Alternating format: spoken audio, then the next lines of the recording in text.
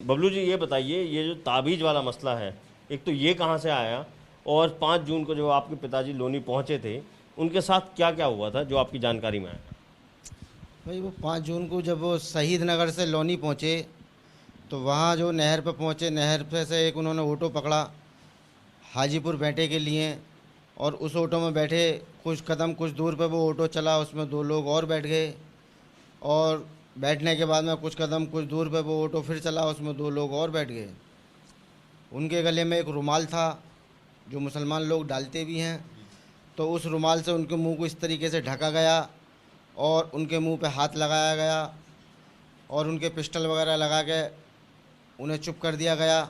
और उन्हें एक जगह ले गए, जंगल था, घर था, जो भी था, वहाँ सुनसान जगह पे उन्हें ले गए और उनके साथ वहाँ मारपीट की गई।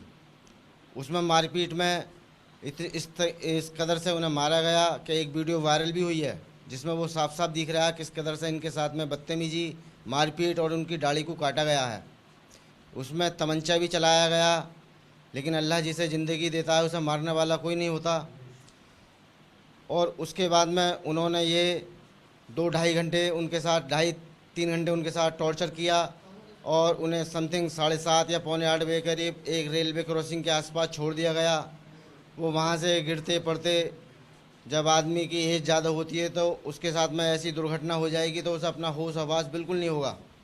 वो अपनी इस परेशानी को लेकर, घबराहट को लेकर, वो एक क्या नाम है, हनुमान मंदिर है तो लोनी में ही वहाँ आए। वहाँ से उन्होंने ऑटो रिक्शा पकड़ा लोनी गोल चक्कर के लिए और लोनी गोल चक्कर से शहीद नगर आए।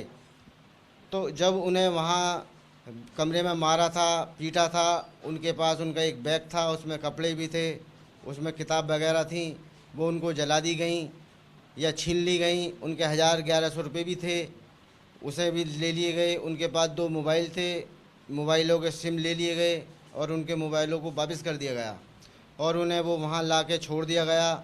वहाँ से वो वहाँ शहीद नगर पहुँच गए और शहीद नगर लोगों ने उन्हें देखा तो वो कहने लगे भाई ऐसा क्या हुआ, कैसे हुआ। वो घबराए हुए थे, वो कुछ नहीं बता पाए। डॉक्टरी ट्रीटमेंट हुआ और उन्हें जो क्या नाम है, हमें ये बात रात को ही बता दी गई। 5 तारीख की रात को ही? हाँ, कि भाई आपके साथ ऐसे ऐसे वारदात हो चुकी है, लेकिन ये घबराए हुए हैं, ये कुछ बता नहीं रहे, लेकिन आप लोग परेशान मत होना, ये ठीक हो जाएंगे। ये किसने आपको बताया था? ये हमारे वहीं शहीद नगर में जो हमारी फूफी के वो हैं, उन लोगों ने हमें इतला दी थी। उन्होंने बताया भी था कि भाई परेशान मत होना, हम यहाँ पे देखभाल में हैं सब। फिर पुलिस को आप लोगों ने कैसे शिकायत दर्ज कराई पुलिस तक, और किसने आप लोगों की मदद करी वहाँ वहाँ पे हमारी मदद के लिए एक उम्मीद पहलवान नाम के शख्स हैं, वो आए। पे? वो कहाँ, शहीद नगर? लोनी रहते हैं वो, उनके इलाके की वारदात थी, वो वहाँ के ज़िम्मेदार आदमी हैं। वो आए, वो हमारे वालिद को अपने साथ थाने ले गए। थाने ले आके उन्होंने अपनी तहरीर वगैरह दिलवाई। तो उसमें ये कहा उसने, इंस्पेक्टर ने, सिटिंग चार्ज ने, जो भी था वहाँ पे, कि भाई चचा अगर आपकी दाढ़ी कट गई है तो कट जाने दो, हवा आएगी। और इस बात की जो तहरीर उन्होंने बताई कि भाई इनके साथ ऐसे ऐसे वारदात हुई है, तो उन्होंने उस बात को नहीं माना और कहने लगे अरे छोड़ो यार, ये वहाँ के रहने वाले, तुम यहाँ की बात है, इस मैटर को क्लोज कर दिया जाए ताकि दूसरा जो एंगल ना पकड़े। तो ये भी बात सामने आई थी। लेकिन जो क्या नाम है, जब उसने, इंस्पेक्टर ने ये कहा कि जब आपकी दाढ़ी कट गई है और आपकी हवा आएगी, तो इस बात तो उम्मीद पहलवान को गुस्सा भी आया। उन्होंने कहा आज मेरे चचा के साथ हुआ है, कल को ये मेरे साथ भी हो सकता है, मेरे मुसलमान भाइयों की पहचान है ये। इस बात को लेकर उन्होंने फिर अपनी एक फेसबुक पर लाइव वीडियो वायरल करी, उम्मीद पहलवान ने? उम्मीद पहलवान ने। उसमें चचा की चोट वगैरह सारी दिखाई हुई हैं। उसके बाद में ये क्या नाम है, हाईलाइट केस हुआ, पूरी पब्लिक को पता चला। इससे ज़्यादा हम कुछ नहीं जानते। और जो उम्मीद पहलवान है, क्या इससे पहले कभी आपके परिचय में आए थे? क्या पहले इससे पहले आप जानते थे उनको, या इसी मसले के बाद आपकी जानकारी? हमारी जानकारी इसी मसले में हुई है, हम कभी उनके नहीं जानते। और जो आप बता रहे हैं कि जो भी वो लड़के थे जिन्होंने आपके पिता के साथ मारपीट की या उनसे लूटपाट भी की है, उन्होंने क्या मारपीट के दौरान भी कोई और धर्म से जुड़ा हुआ कोई बात उनसे कही या कोई और ऐसी हरकत करी जिससे उनको ठेस पहुंची? उसमें हमारे पिता ने ये बताया कि भाई ये मुझे मारते थे, इसमें जय श्री राम बोलो या सिया राम बोलो। जब आदमी घबराया हुआ होता है, अपनी जान पर बीतती है, तो वो कुछ भी बोल सकता है, ये उन्होंने कहा। लेकिन वो जो जितने भी लोग थे जिन्होंने आपके पिता के साथ मारपीट की, उनका आपके पिता से पहले कोई जान पहचान बिल्कुल नहीं थी? हमारी किसी से कोई जान पहचान नहीं, हम किसी को कुछ जानते भी नहीं। हम तो जाते हैं, रिश्तेदारी में आते हैं, हमारी भी रिश्तेदारी हैं, इनकी भी हैं, आपकी भी होगी। इस तरीके से एक व्यक्ति, एक बुजुर्ग व्यक्ति के साथ में व्यवहार हुआ है, वो साफ साफ दिख रहा है। अब हम इससे ज़्यादा आपको क्या बताएं। और ये कि पुलिस ये कह रही है कि 3 लोगों को गिरफ्तार कर लिया, क्या पुलिस की तरफ से आपको इस बारे में जानकारी दी गई?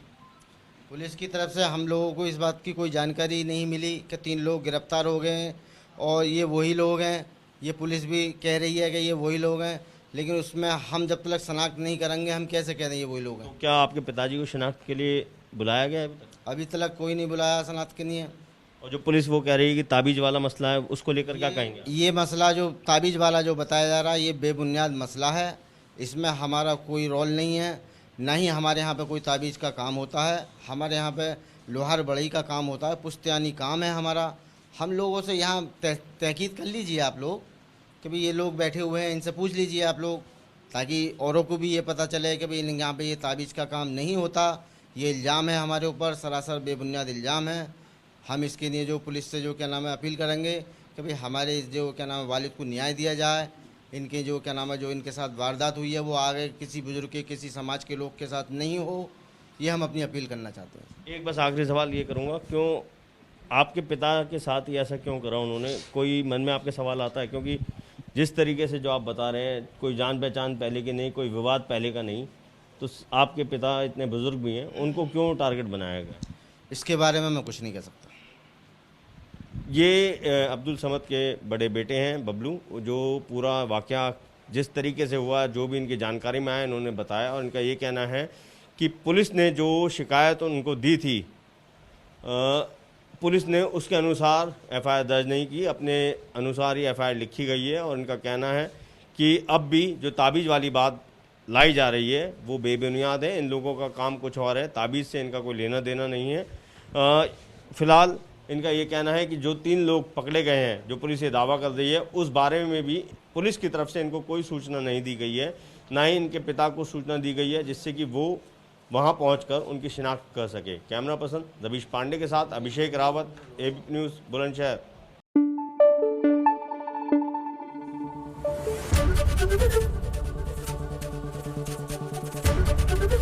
एबीपी न्यूज़ आपको रखे आगे।